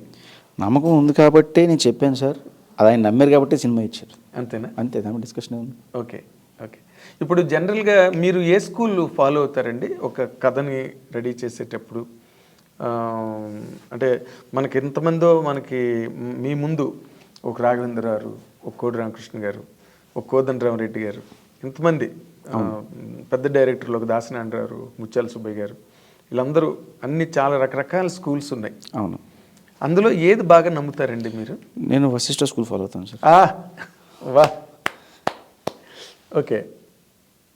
నా స్కూల్ నేను ఫాలో అవుతాను సార్. ఓకే. నేను రాసుకున్న రూల్స్, నేను రాసుకున్న రెగ్యులేషన్స్. అంటే వీళ్ళెవ్వరి తాలూకా ఇన్స్పిరేషన్ కానీ ఇన్ఫ్లుయెన్స్ కానీ మీ మీద లేదండి? ఏమి ఉండదు సార్. ఉంటే వినాయక్ గారి ఇన్ఫ్లుయెన్స్ ఉంటుంది నా మీద. ఓకే, వినాయక్, ఆయన ఇన్ఫ్లుయెన్స్ ఉంటుంది. ఓకే. వినాయక్ బాగా ఎంటర్టైన్మెంటు, ఇమోషను, యాక్షను, అవును. దాని ఇన్స్పిరేషన్ ఎక్కువ మీకు, ఆ ఇంపాక్ట్ ఎక్కువ ఉంది. ఆయన ఇన్స్పిరేషన్ ఎక్కువ ఉంటుంది నాకు. ఇన్స్పిరేషన్, ఇన్ఫ్లుయెన్స్ కూడా. ఇన్ఫ్లుయెన్స్ కూడా. ఎందుకంటే ఆయన సినిమాలకు వర్క్ చేశారా మీరు? అంటే వర్క్ చేయలేదు సార్, బట్ ఎక్కువ మూవ్ అయిన ఆయనతోటి. చిన్నప్పటి నుంచి నాకు బాగా క్లోజ్. నాకు ఆయన క్లోజ్. అవును. యాక్చువల్లీ నాకు కథ చెప్పడం కూడా ఆయన చూసి నేర్చుకున్నాను నేను. అవునా? ఆయన కథ చెప్తున్నాడు విని, ఓహో ఇలా చెప్పాలా కదా అని చెప్పి ఓకే, అలా నేర్చుకున్నాను నేను. ఏ కథలు చెప్పినప్పుడు మీరు విన్నారు సార్? వాళ్ళ డిస్కషన్స్ అప్పుడు కూర్చుంటాం కదా ఇంట్లో, అలా. అది కదా, అంటే ఏదైనా పర్టికులర్ సినిమా, ఆయన చేసిన సినిమాల్లో ఇంకా సెట్స్కి వెళ్ళిపోతున్న ముందు ప్రొడ్యూసర్లతో కూర్చున్నప్పుడు విన్నారా? అలా కదా సార్, జనరల్గా ఆయన డిస్కస్ చేస్తున్నప్పుడు, ఆయన ఫ్రెండ్స్తో చేస్తున్నప్పుడు నేను వెళ్ళేవాడిని ఆయనతో పాటు. ఓకే. ఆ టైంలో వాళ్ళు చెప్పే నరేషన్ స్టైల్ బాగుండేది, చాలా అర్థమయ్యేలా ఉంటుంది, క్లియర్గా, ఎక్కడ కన్ఫ్యూజన్ ఉండదు. సో అది భలే నచ్చింది నాకు, ఇలా చెప్పాలా కదా అని అలా నేర్చుకున్నది. ఓకే, ఆ స్కూల్ నుంచి వచ్చారు మీరు, వినాయక్ గారి స్కూల్ నుంచి వచ్చారు. హ్యాపీ అనుకోవచ్చు. Very good. అయితే ఇంకొక పాయింట్ అండి, చిరంజీవి గారు ఈ మధ్య రోజుల్లో చేసిన సినిమాలు చూస్తే ఆయన వేరియేషన్స్ మీద వెళ్తున్నారు అన్నీ కూడా. ఒక సైరా చేయడం కానీ, లేకపోతే ఒక లూసిఫర్ తెలుగులో చేయడం కానీ, ఒక డిఫరెంట్ ప్యాటర్న్లోకి తను వెళ్ళాలి, రెగ్యులర్ సినిమాలు చేయకూడదు అన్న ఒక ఇది కనిపిస్తోంది ఆయనలో, ఆ ప్రిపరేషన్. ఇప్పుడు ఈ సినిమా కంప్లీట్గా ఫ్యాంటసీ. అవును. చిరంజీవి గారి తాలూకా అభిమానులు కానీ, లేకపోతే ట్రేడ్ కానీ, వాళ్ళ గురించి ఆలోచిస్తే ఈ సినిమా చిరంజీవి గారికి ఏ రకమైన ఇమేజ్ ఇస్తుందండి? ఇప్పుడు వాల్టర్ వేరే ఉంది, మాస్ హిట్, రికార్డ్ బ్రేక్స్ అయ్యాయి. ఇప్పుడు అవనగడ్డ రామకృష్ణ థియేటర్లో కూడా 365 రోజులు అవును ఏకదాటిగా ఆడింది సినిమా. మళ్ళీ మాస్ చిరంజీవి గారు తిరిగిలేదు మాస్ హీరో అన్న ఇది రికార్డు క్రియేట్ అయింది. ఇప్పుడు ఈ సినిమా ఎలాంటి ఇమేజ్ ఇస్తుంది సార్ చిరంజీవి గారు? సార్ సారీ టు సే, మీరు అడిగిన క్వశ్చన్లో తప్పు ఉంది సార్. ఏంటది? ఆయనకి ఎలాంటి ఇమేజ్ ఇస్తుంది అని చెప్పి. అవును, ఆల్రెడీ ఆయనదే పెద్ద ఇమేజ్ సార్. అది మెగాస్టార్ అనేది పెద్ద ఇమేజ్. అది 155 సినిమాలు చేశారు ఆయన, ఇది 156వ సినిమా. చాలా రకరకాల క్యారెక్టర్స్ చేశారు, రకరకాల ఇమేజ్లు, అంటే రకరకాల సెటప్లో రకరకాల జోనల్ సినిమాలు చేశారు. మీరు అన్నట్టు రీసెంట్గా వచ్చిన సైరా కానీ, లేకపోతే గాడ్ ఫాదర్ అంటారు, బట్ దానికి ముందు సినిమాలు రుద్రవేణి చేశారు ఆయన. తర్వాత అదేంటిది ఎముడికి మొగుడు చేశారు. అంటే ఆయన అప్పుడే స్టార్ట్ చేశారు. అవును, అవన్నీ పెద్ద హిట్లు, అవన్నీ మామూలు హిట్లు, అన్ని జోనర్లు చేశారు ఆయన. ఇప్పుడు ఆయన ఇమేజ్ ఎప్పుడు కూడా మెగాస్టార్ అనే ఇమేజ్ అంతే, దాన్ని మనం పెంచేది ఏం లేదు, ఎక్కడో అక్కడ ఉంది, ఇంకా దానిపైన ఏం లేదు. అదే అదే. సో మనం దాన్ని చెడగొట్టకుండా ఉంటే చాలు. ఓకే, అంటే మీ ఆన్సర్ చాలా బాగుంది, నా క్వశ్చన్ మాత్రం రాంగ్ కాదు, ఎందుకంటే నేను దాన్ని మళ్ళీ అనలైజ్ చేస్తాను. ఏంటంటే మీరు అడిగారు ఎలాంటి ఇమేజ్ ఇస్తేనే అడిగారు, ఇవ్వడానికి ఏం లేదు సార్ అక్కడ అంటాను నేను. అది ఒక రకంగా కరెక్ట్, అన్ని రకాలుగా అదే కరెక్ట్ సార్. కాదు, మెగాస్టార్ అనే ఇమేజ్ హై, అది అక్కడే ఉంది, ఆయన కొత్తగా ఇచ్చేది ఏం లేదు. నేను మెగాస్టార్ అనే ఇమేజ్ ఎక్కడో ఉంది, ఇంకా దాని మీద ఏం లేదన్న మాట కూడా కరెక్ట్. చాలా మంచి ఎనాలిసిస్ అది. నేను అనేది ఏంటంటే, ఇప్పుడు ఆడియన్స్ సినిమా చూసినప్పుడు చిరంజీవి గారు కొత్తగా చేశాడరా, కొత్తగా ఉన్నాడరా, అసలు లుక్ కానీ, ఆ గెటప్ కానీ, ఇవన్నీ కూడా, అది నేను అడిగింది. అది సినిమా కాదు కదా, గెటప్స్ ఏమైనా ఉన్నాయి సినిమాలో? అది ఇప్పుడు చెప్పలేను కానీ సార్, గెటప్స్ ఉన్నాయా లేవనేది ఇప్పుడు too early to say. But ఈ సినిమాకి ఏం కావాలో అది ఉంటుంది సార్, అంతే. నా సినిమాకి ఏం కావాలో అది ఉంటుంది. ఓకే, అంటే ఇది కాస్ట్యూమ్ డ్రామా కాదు. కాస్ట్యూమ్ డ్రామా కాదు. ఓకే, నేను అదే it's not a costume drama. ఇప్పుడు బింబిసార్ లాగా కాస్ట్యూమ్స్ కాదు. కాదు, కంప్లీట్గా ఆయన సోషల్ గెటప్లోనే జగదేకుడు. అక్కడ ఆయన స్టైల్ మిస్ అవ్వదు సార్. ఎక్కడ ఫ్యాన్స్ మెగాస్టార్ చిరంజీవిని మిస్ అవ్వరు ఎక్కడ. అంటే ఒక పాత్రలో చిరంజీవి గారిని నేను చూడనక్కర్లేదు, చిరంజీవి గారిలోనే పాత్రను చూడాలి. ఆ పాత్రలో చిరంజీవి గారిని చూసుకోవచ్చు. అది నేను అడుగుతున్నాను. అంటే ఈ పాత్రలో చిరంజీవి గారి క్యారెక్టర్, ఈ గెటప్. సార్ ఇప్పుడు సినిమా చూస్తున్నప్పుడు వాల్తేరు వేరే అన్నప్పుడు అంతా చిరంజీవి వాల్తేరు వేరేనే ఫాలో అవుతాం. చిరంజీవి గారిని మాకు తెలుసు, జనాలు చిరంజీవి గారి సినిమానే అక్కడికి వెళ్తాం మనం. అవును, వెళ్ళిన తర్వాత క్యారెక్టర్ ఫాలో వేరైనా ఫాలో అవుతాం మనం, వేరైనా ఫాలో అవుతాం. అవును. అలా సైరా నరసింహారెడ్డిని ఫాలో అవుతాం. మీరు ఇక్కడ దొరికారు నాకు. ఇప్పుడు వీరయ్యలో ఆయన వీరయ్య గెటప్లో ఉన్నారు, రైట్. సైరా నరసింహారెడ్డి గెటప్లో ఉన్నారు. అవును. సో మనం ఆ పాత్రలోనే చిరంజీవి గారిని చూస్తాం, చిరంజీవి గారినే చూస్తాం. అవును, బట్ ఆ పాత్రలో చూస్తాం. అవును. ఇప్పుడు అలాంటిది ఏమైనా ఉందా, లేదు మామూలుగా ప్యాంటు షర్టు? నేను దొరకలేదు సార్. నా సినిమా రిలీజ్ తర్వాత మీరు చూడొచ్చు, చెప్పొచ్చు. అది నేనే చెప్తా. అదే అప్పుడు ఎందులో అప్పుడు చెప్పాలి, ఇప్పుడు చెప్పలేను నేను. అది చెప్పకూడదు కూడా. నేను దొరకలేదు. మీరు మొదటి నుంచి దొరకట్లేదు, నేను ఊరికే డెస్పరేట్గా ట్రై చేస్తున్నాను అంతే. ఎందుకంటే ఆయన అభిమానులు ఇప్పుడు ఆ రోజుల్లో ఏ వాక్ ఆఫ్ లైఫ్లో సినిమా ఇండస్ట్రీలోకి వచ్చినా, అది జర్నలిజం కావచ్చు, మ్యూజిక్ డైరెక్షన్ కావచ్చు, స్క్రిప్ట్ రైటింగ్ కావచ్చు, ఏదైనా కావచ్చు. బట్ ఎంతో కొంత చిరంజీవి గారి మీద అభిమానం ఉన్న వాళ్ళే అందరూ ఇండస్ట్రీలో 95%. అవును సార్. ఆయన ఇన్స్పిరేషన్ మన వెంకటేష్ గారు కూడా ఫంక్షన్లో చెప్పారు. నేను ఒక టైం తర్వాత అసలు మళ్ళీ చిరంజీవి గారు నాకు ఇన్స్పిరేషన్ కెరీర్ కంటిన్యూ అవ్వడానికని. సో ఇవన్నీ అడుగడుగున అణువణువున సినిమా ఇండస్ట్రీలో ఉన్నాయండి, ప్రతి చోట. ఇప్పుడు అలాగే ఇప్పుడు ఎందుకు అడుగుతున్నానంటే ఈ పాయింట్లు ఎంతో కొంత అభిమానులకి మీ ఇంటర్వ్యూ ద్వారా ఉప్పు అందిద్దామన్నది నా ప్రయత్నం. మీరు ఆ ఉప్పు అందనివ్వకుండా అసలు మీరు చాలా టైట్గా కూర్చుంటున్నారు. టైట్గా ఏం కూర్చోలేదు సార్. నేను ఇంకో మాట అడుగుతాను సార్, ఇంకో మాట. మీరు ఈ సినిమా గురించి యథేచ్ఛగా ఏ రకమైన నియంత్రణ లేకుండా చెప్పాలి అంటే ఏం చెప్తారండి? రిలీజ్ తర్వాత మాడుకుందాం అంటున్నా. అంతే మరి. ఆ సినిమా గురించే సార్, సినిమా గురించే రిలీజ్ తర్వాత మాడుకోవాలి. ఇప్పుడు అంతేనా? ఇప్పుడు ఏం చెప్తాను నేను, డెఫినెట్గా సినిమా. ఓకే, ఎంత వర్క్ జరిగింది సార్ ఇప్పటికి ఒక 20% వరకు జరిగింది సార్. ఓకే, అంటే యాక్షన్ పార్ట్ ఏదో యాక్షన్ సీక్వెన్స్, సీజీకి సంబంధించిన వర్క్స్ చేసాం. ఓకే, ఇంకా టైం కావాలి సీజీకి, సో అందుకే త్వరగా అవి షెడ్యూల్స్ పెట్టుకుని ఫినిష్ చేసి వాళ్ళకి ఇస్తాం అన్నమాట. ఓకే, మేజర్ సీక్వెన్స్లు కొన్ని ఉన్నాయి. ఓకే, మరి మన లాస్ట్ మినిట్లో మనం చేసేసి వాళ్ళని ఇబ్బంది పెట్టడం కరెక్ట్ కాదు, అందుకని ముందే అవి ప్లాన్ చేసాం మనం. అదే ఇప్పుడు అంతా టెక్నికల్ అడ్వాన్స్మెంట్. సో అవి చేసేసి వాళ్ళకి ఇస్తే వాళ్ళకి టైం ఉంటుంది, మనం అడిగిన టైం కూడా డెలివరీ చేయగలరు కాబట్టి ముందు ఆ పార్ట్ షూట్ చేసాం. గుడ్. అంటే ఇంకా ఈ సెట్ వర్క్లోకి వాటిలోకి మీ ఫ్యాంటసీ వరల్డ్లోకి ఇంకా వెళ్ళామండి. వెళ్ళాం. ఓకే, విలన్కి సంబంధించిన వర్క్స్ అన్ని కూడా పూర్తి చేసాం దాంట్లోనే. ఓకే, రొమాన్స్ హీరోయిన్స్ అంటే ఉంటుందండి డెఫినెట్గా సినిమాలో, కానీ అవి స్టార్ట్ చేయలేదు ఇంకా. అంతేనా? అదే అడుగుతున్నాను నేను. ఇంకా అంతవరకు వెళ్ళా. ఫైట్లోనే ఉన్నారు, పాటల వరకు వెళ్ళదు. పాటల వరకు టూ ఎర్లీ, అంటే ఇంకా మేజర్ వర్క్ జరుగుతుంది. ఓకే, షెడ్యూల్స్ బట్టి. ఎప్పుడండి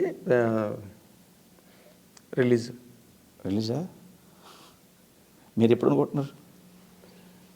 ఏమో, దీనికి ప్రాజెక్ట్కి 1 year అయినా పడుతుందేమో అనిపిస్తుంది నాకు టోటల్గా. ఎందుకంటే మీ ఫ్యాంటసీలు, సెట్లు, సీజీలు. డెఫినెట్గా నెక్స్ట్ సంక్రాంతికి 1 year పడుతుందని అనుకున్నాను నేను. మీరు మా చెర్లీగానే స్టార్ట్ చేశారు, ఎందుకంటే యూఆర్ గివింగ్ టైమ్ టు. ఈ సంక్రాంతికి నేను టైటిల్ రివీల్ చేస్తున్నాను, వచ్చే సంక్రాంతి సినిమా రిలీజ్ చేస్తాను. ఓకే, సో ఇక్కడి నుంచి నెక్స్ట్ సంక్రాంతి వరకు మీరు టైటిల్ కూడా చెప్పని ఈ సినిమా మెగా 156 ప్రస్తుతానికి అదే టైటిల్. అవును, మెగా 156 సంక్రాంతి నాడు రివీల్ చేస్తారు మెగా 156. సో అక్కడి నుంచి నెక్స్ట్ సంక్రాంతి వరకు అభిమానులు కానీ సినిమా ప్రపంచం మొత్తం, కాశ్మీర్ టు కన్యాకుమారి ప్రపంచం, గ్లోబ్ అంతా దాని గురించినే వెయిట్ చేయాలి.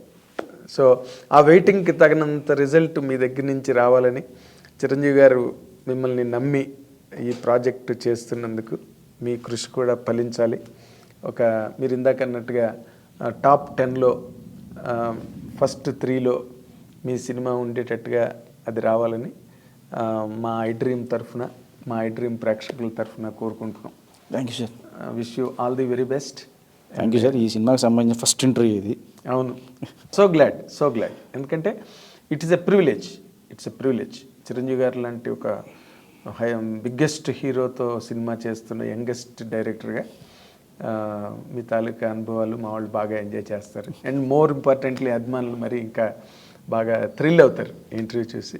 తిట్టుకున్న వాళ్ళు తిట్టుకుంటారు, ఏమీ చెప్పలేదు ఇంటర్వ్యూలోని కూర్చున్నాడు కానీ. బట్ అలా తిట్టుకోవడంలో కూడా మంచి అంటే ఏం లేదు సార్, ఇప్పుడు ఒక జాగ్రత్తగా దాచి జాగ్రత్తగా బాగా అందరికీ నచ్చేలా చేసి రిలీజ్ చేసినప్పుడు వచ్చే కిక్కు చెప్పుకుంటూ పోతే ఉండదు సార్. నో అసలు ఎప్పుడు కూడా ఇవాళ కాదు, మేము రైటింగ్ జర్నలిస్టులుగా ఉండి మ్యాగజైన్స్లో రాసేటప్పుడు సెట్లకి వెళ్ళి మేము కవరేజ్ చేసిన రోజుల్లో కూడా ఎప్పుడు వెంటనే రివీల్ చేయడం ఎప్పుడూ లేదు.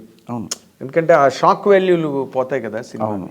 అయితే అప్పుడు ఏంటంటే చెప్తేనే రాసేవాళ్ళం, చెప్పిందే రాసేవాళ్ళం. ఇప్పుడు నచ్చింది రాస్తున్నారు, చెప్పకుండా రాస్తున్నారు, ఊహించి కూడా రాస్తున్నారు. సో ఇప్పుడు అదే నిజమేమో మేమే నమ్మేలా రాస్తున్నారు. అందుకే మీరు ఎక్కువ ఎక్కువ డిఫికల్టీస్ నుంచి పాస్ అవుతున్నారు ఇప్పుడు మీరు టెక్నీషియన్స్గా సినిమా ఇండస్ట్రీలో.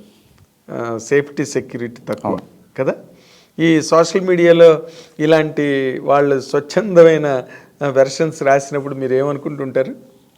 నవ్వుకుంటాం సార్. అంతేనా? అంతే, అంతమించి చేయడానికి ఏముంటుందండి. ఏమి లీక్ అవ్వలేదు? వద్దు అని చెప్పలేము కదా, లీక్ అవ్వలేదు? ఏమైనా లీక్ ఏమవ్వలేదు. లీకేజ్ రాసిందల్లా ముల్లోకి వీరుడు అన్నారు, 8 మంది హీరోయిన్స్ అని రాశారు, ఇలా రాశారు తప్పితే. ఎంతమంది హీరోయిన్స్? 8 మంది అని చెప్పారు. కదా మీ సినిమాలో ఒకటే హీరోయిన్స్. ఓకే, 1:8 అనమాట. మరి ఇంత నిరాశ పరిస్థితి ఎలాగా? వాళ్ళందరూ 8 మంది అనుకుంటే మీరు మరీ ఒకళ్ళని పెడితే సార్ అలా కుదరదు సార్, అది కథ ప్రకారం పెట్టాలి కానీ.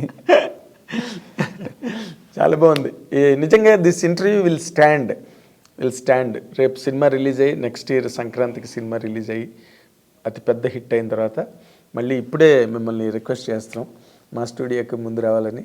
డెఫినెట్గా మీ అనుభూతులు, మీ అనుభవాలన్నీ అప్పుడు విరివిగా పుష్కలంగా పంచుకోవచ్చు. అప్పుడు మీరు అడిగిన పెద్దదానికి ఆన్సర్ చెప్పచ్చు. పెద్దానికి ఆన్సర్ చెప్పండి. నేను ఆల్రెడీ బొమ్మ చూస్తారు కాబట్టి మేము ఎక్కువ అడగడానికి మాకు అవకాశం ఉంటుంది, మీకు ఛాన్స్ ఉంటుంది. ఎందుకంటే సినిమా అంతా చూసి వస్తాం కాబట్టి. అవును, ఈ సినిమాలో అది ఎలా తీసారండి, ఇది ఎలా తీసారు, ఇది చేస్తున్నప్పుడు మీరు పోస్ట్ మార్టం చేయొచ్చు కరెక్ట్గా, ఎలా ఇబ్బంది పడ్డారు. ఇంటర్వ్యూ కాబట్టి ఇంట్రాగేషన్ చేస్తారు అంతేగా. ఇప్పుడు ఇంటర్వ్యూ అది ఇంట్రాగేషన్ చేస్తారు. హవెవర్ మళ్ళీ I'm wishing you all the best Vasishta గారు. మీ పేరుకి తగ్గట్టుగా ఒక విశిష్టమైన విజయాన్ని సినిమా పరిశ్రమకి అవసరం. చిరంజీవి గారి విజయం సినిమా పరిశ్రమకి అవసరం. నాకు అవసరం సార్. ఫస్ట్ నాకు చిరంజీవి గారికి ఇంకో సినిమా ఆయన వెళ్ళిపోతుంటారు, ఆయన వెళ్ళిపోతుంటారు ఫ్లో. అవును, ఒక ప్రవాహం అది జీవనది. సినిమా ఇండస్ట్రీ కూడా కాదు, ఒకటి పోతే ఇంకోటి పోతే ఇంకోటి వస్తుంటాడు. బట్ ఈ సినిమా నాకు అవసరం. కరెక్ట్. చిరంజీవి గారు అన్నది ఒక జీవనది. ఆయన ఒక అవకాశం ఇచ్చారు, ఇది నేను ప్రూవ్ చేసుకుంటే నాకు ఇంకో సినిమా ఉంటుంది. ఎస్, ఇప్పుడు అంతా వన్ డే మ్యాచెస్. ఈ సినిమా ఆడితే నెక్స్ట్ డే నువ్వు ఉంటావు, ఆడపోతే నేను మర్చిపోయి ఇంకోటి వెళ్ళిపోతారు. అంతే. ఇక్కడ ఎప్పుడైనా కూడా sex every Friday sir life change అయిపోతే. ఎస్. మీ ఈ ఫ్రైడే మీ లైఫ్లో ఎప్పుడూ మారకూడదని కోరుకుంటున్నాం. Thank you sir. ఫ్రైడే స్టేబుల్గా, స్టడీగా, ఫిక్స్డ్గా అది మీ లైఫ్లో మళ్ళీ నెక్స్ట్ ఇయర్ సంక్రాంతి అనేది ఒక రికార్డ్ బ్రేకింగ్ ఇన్సిడెంటే. అంటే ప్రతి ఫ్రైడే ఎక్కడో దిక్కుని ఏదో డైరెక్టర్ టెన్షనే. అవును కదా. ఇప్పుడు ఈ మధ్య రోజుల్లో మీరు చూసిన సినిమాలు ఏంటి? అన్నీ చూసాను సార్. యానిమల్ చూసారా? ఓకే. మిమ్మల్ని బాగా ఇంప్రెస్ చేసిన సినిమా ఏంటండి? ఎందుకంటే మీదంతా ఫ్యాంటసీ మైండ్ సెట్ మీది. ఈ మధ్య రోజుల్లో వచ్చిన వాటిలో విరూపాక్ష కొంచెం అది కొంచెం నాకు భయం వేసింది సార్. హర్రర్ సినిమా నాకు కొంచెం భయం ఎక్కువ. అవునా? హర్రర్ సినిమాలు దెయ్యాలంటే నాకు కొంచెం భయం. నేను కళ్ళు మూసుకుని చెవులు మూసుకుని చూస్తాను సినిమా ఒకసారి. ఆ సౌండ్స్, ఆర్ఆర్లు. ఓకే, నాకు భయం బేసికల్గా దెయ్యాలు ఇవన్నీ అంటే. బట్ విరూపాక్ష బాగా నచ్చింది. అవునా? ఓకే. ఇంకేం సినిమాలు చూసారు ఈ మధ్య మీరు? తెలుగులో అన్నీ చూసాను sir. Okay. So you don't follow any Hindi films కానీ, లేకపోతే హాలీవుడ్ మేకింగ్, హాలీవుడ్ స్టైల్స్, ఆ టెక్నాలజీ? సార్ టెక్నాలజీ అది ఫాలో అవుతాము, హాలీవుడ్ సినిమాస్ చూస్తాం సార్. చూడట్లేదు ఇదే పీకుతున్నాను అని చెప్పి నేను చెప్పను, కానీ హాలీవుడ్ సినిమాలు చూస్తాను, ఇన్స్పైర్ అవుతాను, నచ్చి లేపేస్తాను. అవునా? అటు నీట్గా మార్చుకుని చేస్తాం. సార్ ఎవరైనా సరే ఇన్స్పైర్ అవుతాం సార్. అవును ఏదో ఎక్కడో దిక్కు ఎవరు తీసుకోకపోతే ఏది రాదు. అవును. సో డెఫినెట్గా హిందీ సినిమాలు చాలా తక్కువ చూస్తాను సార్ నేను. అవునా? హిందీ చాలా తక్కువ చూస్తాను, తమిళ్ ఎక్కువ చూస్తాను. అదే అంత తమిళ్ బేస్ కదా మీరు. మీరేంటి మన అందరూ తమిళ్ ఎక్కువ చూస్తాను, తెలుగు అన్నీ చూస్తాను, హాలీవుడ్ ఫిల్మ్స్ అన్నీ చూస్తాను. ఓకే. అన్ని నిజం ఫ్యాంటసీ ఫిల్మ్స్ చూస్తాను ఎక్కువ. ఫ్యాంటసీ ఎక్కువ డిస్నీ కార్టూన్స్ అవి ఎక్కువ ఫాలో అవుతాను. ఓకే. సో మీరు ఓవరాల్గా మీరు ఇందాక మొట్టమొదటి ఇంటర్వ్యూ ప్రారంభించినప్పుడు ఏంటంటే నేను ఎక్కువగా ఎన్టీ రామారావు, విట్లాచారి గారు, కాంతారావు గారి సినిమాలు చూశాను. ఎక్కువ చూసే సినిమాలు అవి చూసి పెరిగాను నేను ఎక్కువ. నాకు బాగా ఇష్టం అవి. అవును. అంటే మీరు అడిగారు తీసుకోరా అంటే రీసెంట్గా అంటే నేను రీసెంట్ చూస్తాను. అదే అట్ ఎ సర్టన్ స్టేజ్కి వచ్చాకే ఎనీబడి విల్ బి ఎక్స్పోజ్డ్. ఇది వరల్డ్ సినిమా. నేను ఎక్కువ చూసేది animated films. Animated cartoons animated ఎక్కువ చూస్తాను. దాని నుంచి మీరు ఏం నేర్చుకున్నారండి జనరల్గా ఒక డైరెక్టర్గా? సార్ యానిమేషన్ సినిమాల్లో ఏమవుతుందంటే ఇమాజినేషన్ చాలా బ్రాడ్గా ఉంటుంది. మనం లైవ్లో మేకింగ్ చేయలేనివి వాళ్ళు అందులో మేకింగ్ చేసి చూపిస్తారు. థాట్ కూడా అవుట్ ఆఫ్ బాక్స్లోకి వెళ్ళిపోతారు. అవును. మీరు టామ్ అండ్ జెర్రీ చూస్తే రెండు ఈ సీ ఉంటుంది, అటు ఇటు ల్యాండ్ ఉంటుంది. మామూలుగా అయితే మనం దాటాలి, లేదా బోట్ వేసుకు వెళ్ళాలి, స్విమ్మింగ్ చేసుకుంటూ వెళ్ళాలి, లేదా దూకాలి. ఇటు నుంచి తాడేసి ఆ ల్యాండ్ ఇటు లాగేసి నడుచుకుంటూ వెళ్ళిపోతాడు. ల్యాండ్ లాగేస్తారు. అది మనం ఎంజాయ్ చేస్తాం. సో ఇలాంటివి ఉంటాయి. అవును, కరెక్ట్. చాలా ఈజీగా చేసేస్తారు వాళ్ళు, which are impossible to execute. పిల్లలకి అది బాగా నచ్చుద్ది. పిల్లలకి కానీ పెద్దవాళ్ళకి కొంచెం మనశ్శాంతిగా పీస్ఫుల్గా చూడొచ్చు. మనం కూడా నవ్వుకుంటాం అవి చూసి. అవును, బాగుంటాయి, ఫన్నీగా ఉంటాయి కదా. అవును. ఇప్పుడు పాపాయ్ షో ఉంటుంది, వాడు స్పినాచ్ తినేసి ఒకసారి అలా బల్క్ అయిపోయి కొట్టేస్తాడు. అవును, మళ్ళీ నార్మల్ అయిపోతాడు. అవును. వాడు ఇప్పుడు ఆ బాక్స్ ఎక్కడ ఉంది కూడా తెలియదు మనకి. కరెక్ట్. పాకెట్లో వచ్చిన డబ్బా తీసి మింగుతాడు. అవును. దాంతో అడుగు పవర్ వస్తుంది, అడు కొడతాడు సడన్గా ఎక్కడికో. అసలు పెద్ద పెద్ద రాడ్స్ని ఉంచేస్తాడు. అవును. ఇంపాసిబుల్ థింగ్స్ అని తెలిసినా కూడా మనం ఎంజాయ్ చేస్తాం, అంటే దానికి కనెక్ట్ అవుతాం మనం.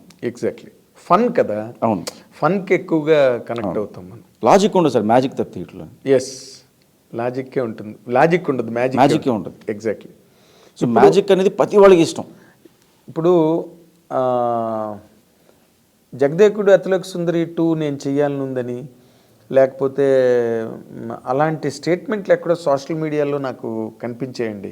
లేదు సార్, నేను ఎక్కడ ఎప్పుడు దాన్ని 2 చేయాలని కానీ ఎప్పుడు స్టేట్మెంట్ ఇవ్వలేదు. రామ్ చరణ్ గారితో బాహుబలి లాంటి సినిమా చేయాలి. అసలు నన్ను ర్యాపిడ్గా అడిగిన క్వశ్చన్స్లో చిరంజీవి గారితో అవకాశం వస్తే ఎలాంటి సినిమా చేస్తారు అంటే, ఆ టైంలో నేను చెప్పింది ఏంటంటే జగదేకుడు అతిలోక సుందరి లాంటి సినిమా చేస్తానండి, ఫ్యాంటసీ సినిమా, పిల్లలందరికీ నచ్చేలాంటి ఒక సినిమా చేస్తానని చెప్పాను. ఓకే. దానికి వేరే రకంగా తమ్నైల్స్ పెట్టి రాశారు. ఓకే. ఆ తమ్నైల్స్కి ఎలా పెడితే నేను కారణం కాదు. అఫ్ కోర్స్ మీరు బాధ్యులు కాదు. నేను బాధ్యులు కాదు యాక్చువల్లీ. ఎగ్జాక్ట్లీ. అంటే అవన్నీ మీ మీద ఒక రకమైన ఇంప్రెషన్ క్రియేట్ చేస్తాయి. అమ్మో, రామ్ చరణ్తో బాహుబలి లాంటి సినిమా చేయబోతుంది అని ఎప్పుడు అనలేదు సార్. అసలు మీరు అనలేదు. బట్ అలాంటి తమ్నైల్స్ చూసినప్పుడు ఒక రకమైన ఇమాజినేషన్, ఒక రకమైన ఇంప్రెషన్ క్రియేట్ అవుతుంది ఎవరికైనా. అవును, మా అయితే రామ్ చరణ్తో బాహుబలి లాంటి సినిమా అని కూర్చుంటారు రామ్ చరణ్ అభిమానులు అందరూ వెయిట్ చేస్తా. మీ మీద ఎక్స్పెక్టేషన్ పెరిగిపోతుంది. తర్వాత జగదేకుడు అతిలోక సుందరి సీక్వెల్ తీస్తానని. ఇప్పుడు బింబిసార 2 ఉందా? 2 ఉంది సార్, బట్ అది నేను చేయట్లేదు. అది ఓకే. అదే వాళ్ళు అనౌన్స్ చేస్తారు, వేరే డైరెక్టర్తో చేస్తున్నారు. ఓకే. మీరు చేయకపోవడం కారణం అండి? అంటే మన కళ్యాణ్ గారు కూడా చెప్పారు సార్, మన ఒక ఇంటర్వ్యూలోని చాలా క్లియర్గా చెప్పారు. మీ ముఖత నేను వినాలని. అంటే నేను అనుకున్న ఐడియాలజీ ఒకలాగా వెళ్తుంది, కథే సార్ మెయిన్ కంటెంట్. నేను ఒకలా చూస్తాను, వాళ్ళు ఒకలా చూస్తున్నారు. సో అంతకుమించి పెద్ద ఇష్యూస్ ఏం లేవు. కదా మీరు హిట్ ఇచ్చిన డైరెక్టర్ మీరు కదా, మీ ఐడియాలజీని కదా ఫాలో అవ్వాలి సార్. అదే రూల్ కాదు కదా సార్.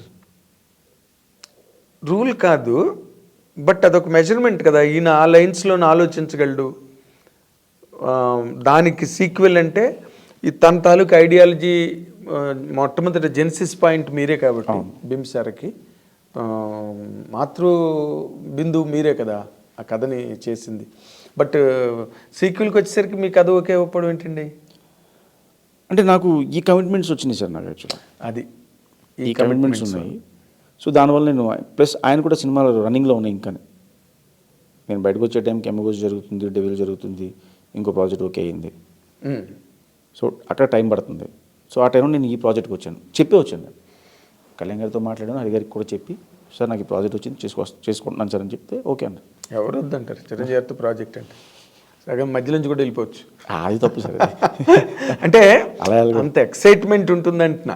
వెళ్ళలేరు, ఫిజికల్గా వెళ్ళలేరు, మోరల్గా వెళ్ళలేరు, అదంతా ఓకే.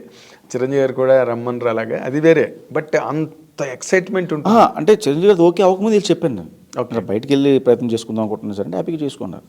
ఓహో, బిఫోరే చెప్పాను. బిఫోరే. ఆ తర్వాత ఈ సినిమా ఓపెనింగ్ రోజు పొద్దున్న వెళ్ళి కలిశాను కళ్యాణ్ గారిని.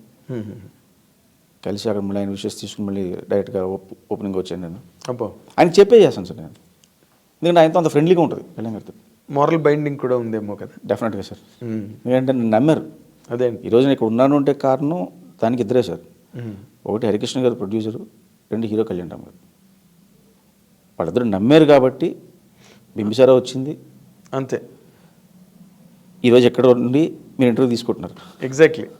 ఇప్పుడు ఓకే, నా ఫ్రెండ్ కొడుకుగా మీ మీద నాకు చిన్నప్పటి నుంచి ఉండే అభిమానము లేకపోతే ఆ ఇష్టమో అది వేరే. బట్ ఇప్పుడు ఒక డైరెక్టర్గా ఫ్రెండ్ కొడుకు అయితే ఇంటర్వ్యూ చేయరు కదా సార్ మీరు. ఇందాక మీరు ఏమా బాగున్నావా, ఏం చేస్తున్నావు చూసుకుంటారు తప్పితే ఇంటర్వ్యూ చేయరు కదా. ఇందాక మీరు చెప్పినట్టే అది యువతల గేట్ యువతల వరకే పనికి వస్తుంది, గేట్ అవతల పనికి రాదు కదా. ఇప్పుడు మీ ఫ్రెండ్ కొడుకు అని చెప్పి కూర్చోబెట్టి ఇంటర్వ్యూ చేస్తే సరే మీరు ఇది చేశారు నేను చెప్తాను, అది ఎవరు చూడరు, ఎందుకు చూడాలి వాళ్ళు. Correct correct. సో ఒక సినిమా ఉంది కాబట్టి నేను నన్ను కూర్చోబెట్టి అడుగుతున్నాను, నేను చెప్తున్నాను, అది చూస్తారు. It's matter of excitement for millions of people. రే ఏమో టైటిల్ నాకు గడిగడికి నోట్లోంచి అమూల్యోకి వీరుడు అని వచ్చేస్తున్నాయి.